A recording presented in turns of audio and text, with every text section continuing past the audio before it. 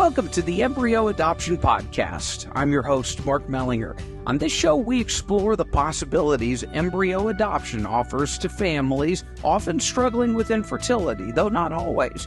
Through insightful interviews and moving stories, we uncover the blessings of this unique path to parenthood. This podcast is brought to you by the National Embryo Donation Center, giving hope to those longing to grow their families. Now, let's get started. Well, such a great addition today. Embryo adoption painted in the missing part of their life in watercolor, you could say. Chrissy and Drew Deming are with me today on the Embryo Adoption Podcast, along with their son, Theo. Those of you who are watching the video version can see him clapping right now. Man, he is an adorable little guy. Thank you guys so much for being here. Yeah, thanks for having us. Yes, well, it's been a few months, so a little longer actually, because he's going to be one. We're recording this in the middle of November, so he'll be one in what, about 5 or 6 months, right? Yep, born on April 1st.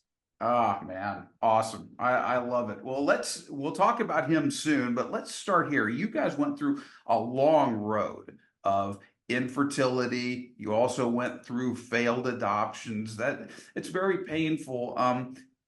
I guess if there was any good part of that is that you knew this would be an issue going into your marriage. It was not a surprise that you encountered, unlike a lot of couples. Can you talk about that? Yeah, I had, when I was in high school, I had been diagnosed with a non-malignant brain tumor. So after going through surgeries and having my pituitary gland taken out, I thought it was unlikely and had been told it was unlikely that I would be able to have kids. So we talked about that, when we were still dating, and, we kind of knew that might be the case. So it wasn't a huge shock, and that's good. But the road's still hard, isn't it? Yeah. What was the hardest part of your road? We still tried fertility treatments. We tried having me take a couple of different things I think we tried that for like a year and a half. And at the end of it, we really didn't see any results, which was a bummer, but we still had the hope of doing traditional adoption. So that was still on our radar and was a hope for us. But then we started that in the middle of COVID, and I think traditional adoptions just kind of they slowed way down. So our hope we always knew, well, we can do a traditional adoption. We know that we can go that route. And then when that, our profile wasn't being seen and we weren't hearing a whole lot, that was 2 years ago, right around Halloween. We had been doing the traditional adoption for 6 or 7 months and really not seeing any progress in it. And we're starting to get pretty discouraged. Yeah. Did you ever almost give up hope? I think that was probably the lowest point. I think that was when it was hardest. And I think it hit around that time because the holidays were coming up and it was Halloween and you were seeing all these kids out, and we had a lot of friends that were having kids of their own, and we shared in that joy, but also in that joy there was some some discouragement on our end that things weren't going that way for us. So I think that was the hardest part. And that is just one of life's odd dynamics. I mean, you can have relationships that are overall joyous, or occurrences in other people's lives that overall you are joyful about, yet they're tinged with sadness, disappointment, the opposite of the perfect. And I hear that coming through in your voice. So let me ask you then, how did you end up finding and choosing embryo adoption and the NEDC? I think that was, I don't think we found it. I think the Lord kind of gave it to us. I think that was at that low point after traditional adoption wasn't working. We prayed a lot and we talked to our pastor. We talked to our pastor, even considering like sperm donation, and you know, talking that through and praying about that. That really didn't seem like the option. And then I don't know how you came across the NEDC. I think it was, Google was helpful. And I think that was the Lord saying, as soon as we read the description of what embryo adoption was, we I don't know, it just felt right. Immediately felt like, oh, both you can be pregnant and have that experience, and we, can give birth to our adopted child. Uh, I mean, because we were already completely ready for traditional adoption. We were already ready for that. And then this felt like, oh, we can have both, and get to experience that uh, pregnancy side of it, uh, and the relief of not having to worry about, with traditional adoption, sometimes that can, work out and then not work out. So we didn't have um, that aspect of it. It just felt like this was, you know, and then giving life a chance. So it was just one thing after the other. It felt like the Lord was saying, this is what I have planned for you, and what I've had planned for you from the beginning. That this is what was the road we were supposed to be on right from the get-go. And not only you, but Theo. And again, those of Yeah. you who can see the video, it's terrific, man. He's right there, total little boy, playing with mom's glasses and everything. But he's being so good in terms of you Very can't good, really yeah. hear him right now, which is amazing. But man, cute as a button, loves his parents, and I want to talk about him in just a second. I mean, so clearly God had his hand on you, on him. You were destined to meet because God authored that story. Was there anything about the embryo adoption process that you would want others who are thinking of going through it or are about to go through it to know?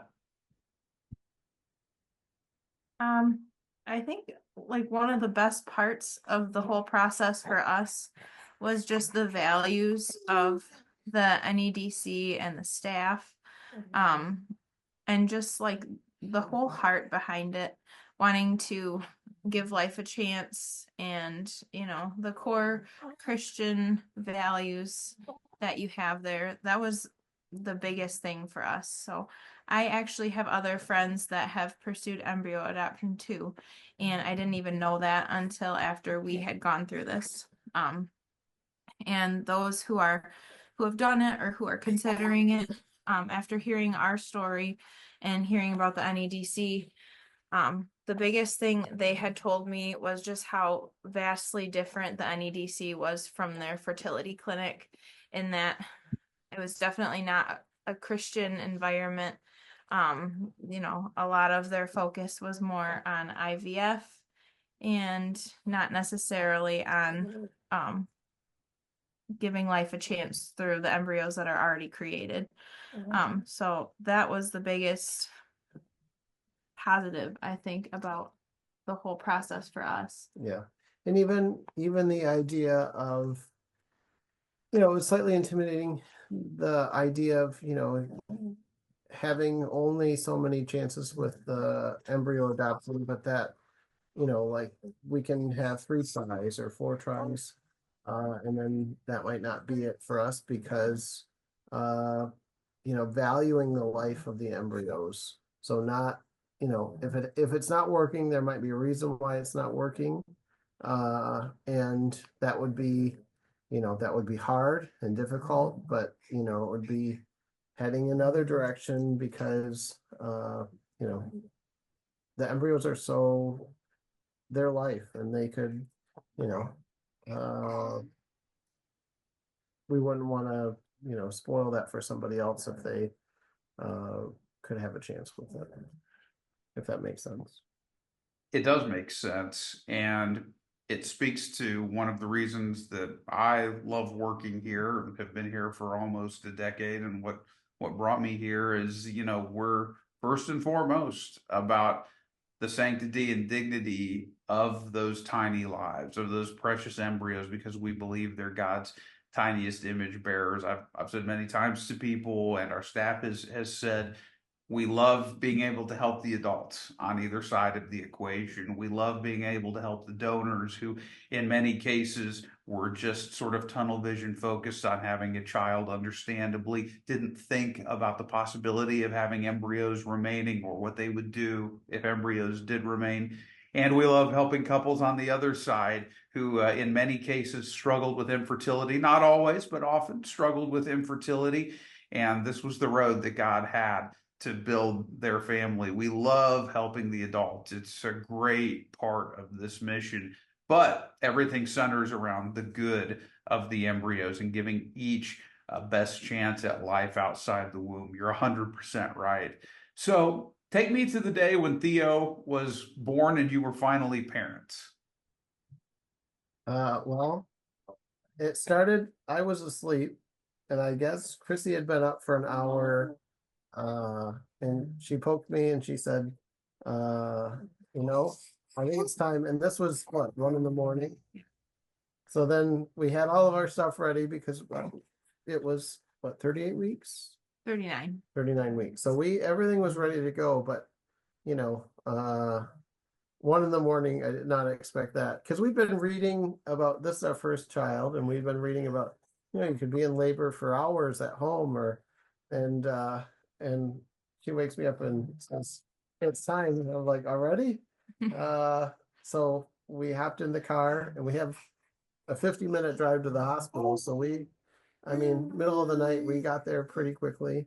And then you had a 7-hour labor. And then, Theo he's cute now, but he was just as cute back then. So, What was it like to finally see and be holding your son? It's hard to even put it into words. It was just such a blessing. Yeah. Such a blessing.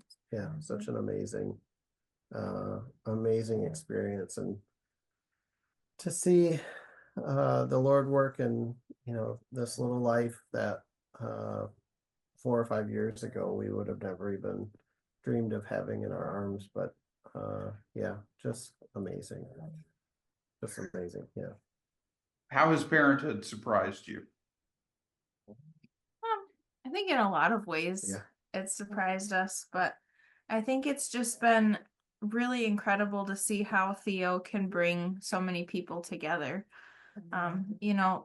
Like our family and our community and everyone just in awe of what God has done in giving him a chance at life. And he was frozen for 16 years before he was transferred. So it's just remarkable that he's here and doing so well. He's making up for time quickly. He's 7.5 months and he's almost walking. So he's moving. Not wasting any time. No. No, that's fast. That's real. Yeah. I mean, my gosh, I don't know if my kids even crawled until they were like 10 or 11 months. That's amazing. Yeah.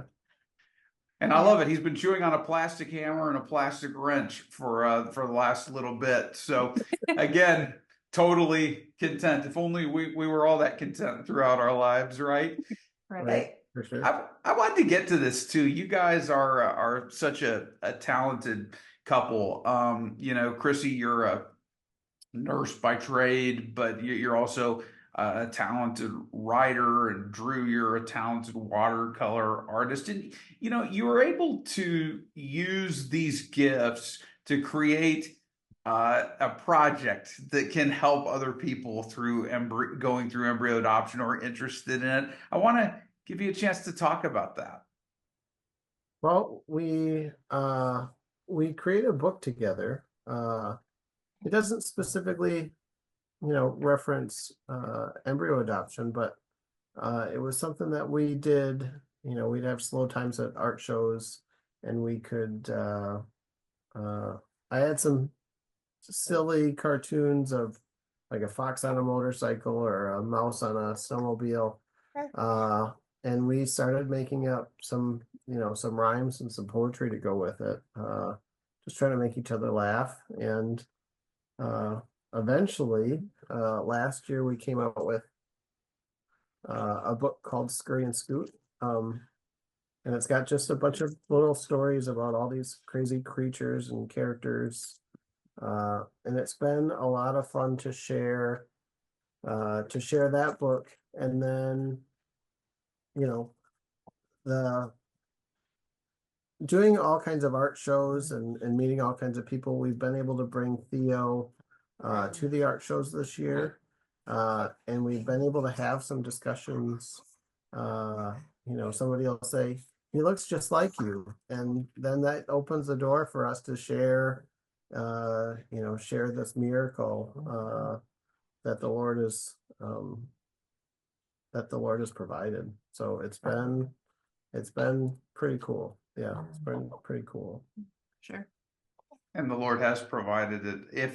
We'll go ahead and put it in the show notes as well. But if someone wants to get your book, how can they do that?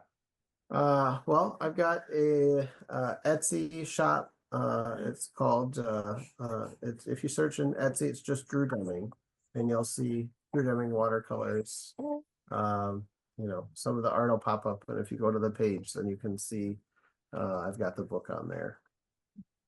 Chrissy, have But you been surprised at the reaction to the book, the reaction to Theo when you guys are out on the road?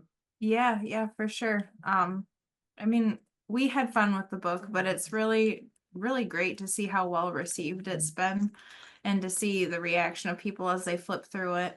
And I think that's true of just going to art shows with Drew in general, just to see the smiles on people's faces when they see his art or just see the way that they can connect with different things.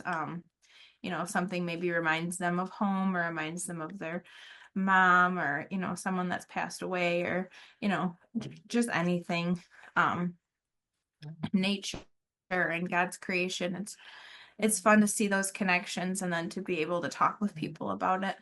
So that's been true with the book too. It's been just a really cool experience. And then Theo is just pure joy. So he's been great to bring along and um, sharing that with. free advertising too. I mean, we set them up on the table in the booth, and we just, we get all kinds of people coming in to say hi. Yeah, yeah. He's a beautiful little boy, and enjoy it. I remember when our son was that age, and that young man just turned 23 yesterday. Oh, So wow. it goes Wow. fast. It goes Well, fast. happy Enjoy birthday. it. Yeah, yeah. Hey, let's end here. You guys share our faith convictions. How did God work in your own souls? How did he shape you, each of you, during this hard road of infertility leading to the joy of embryo adoption and parenthood? I think the biggest thing was just teaching us patience Yeah. and trust in his timing. Because if it were up to us, things would have worked out from the get-go. We would have, with Drew's first medications, they would have been effective and we would have had a baby right when we wanted to. But that wasn't God's plan. And now that we have Theo, we can see exactly why that wasn't God's plan. And so we know that all things work out just as he has intended. And I think too, growing in our faith during this time, and him revealing and us discovering who he is and his love, uh, helped us to better understand that even if we weren't able to have children, that he's enough. He's, you think about everything that he's done in our lives and all the good that he's done for us. and the eternal glory that we have set before us through what he's done on the cross and the resurrection. And even if we didn't have kids, even though we're yearning for that and asking for that, that he's enough. Yeah. That is so important. And just to step deeper into that reality is just an immense privilege and a wonderful work of God. You are absolutely right. He is enough. It doesn't take away sadness. It doesn't take away disappointment. There's a place for honest lament in the Christian life, but we know if we have him, it's enough. And we just are going to spend the rest of our earthly lives and the rest of eternity exploring that love. That's ultimately what it's all about. Right. And adoption, of course, is a microcosm of that. So thank you so much for your testimony. Thanks for sharing Theo with us and others. And oh gosh, so good to reconnect with you guys. Congratulations. Thank you. Thank you. It's good to see you. You as well. Take care. All right. Thank you so much for listening to the Embryo Adoption Podcast. I hope you enjoyed learning more about this life-changing option for building a family. Hey, if you or someone you know could benefit from embryo adoption or donation, visit embryodonation.org to get started or just to find out more. Again, that's embryodonation.org. And don't forget to spread the word, rate, and review us on your favorite podcast app. Join me next time as we continue sharing inspirational stories of the embryo adoption journey. And until then, take care.